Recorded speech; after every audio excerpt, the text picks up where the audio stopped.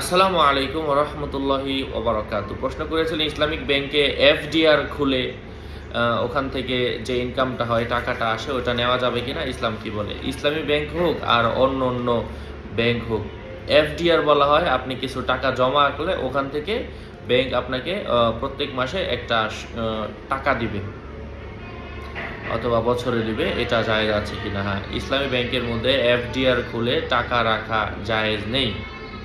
ইসলাম ব্যাংকের নাম ইসলাম দিলেই ইসলাম হয়ে যায় না, ইসলামী বহির্ভূত কাজ হয়। এই জন্য ইসলামের সাথে ইসলামী ব্যাংকের কোনো মিল নেই। ইসলামী ব্যাংক ইসলামী নিয়ম হচ্ছে যে আপনি টাকা রাখলেন একজনের কাছে, ব্যবসায়ী খাটালো, লস হলে আপনাকে লস নিতে হবে, লাভ হলে আপনাকে লাভ নিতে হবে। এটার কোনো পার্সেন্টেজ ঠিক করা যাবে না, কিন্তু ব্যাংকগুলোর মধ্যে একটা পার্সেন্টেজ ঠিক করে দেয়। লস হলেও আপনাকে তারা লস দিবে না, আপনাকে লাভই দিবে। তাহলে এটা জায়েজ হলো কিভাবে?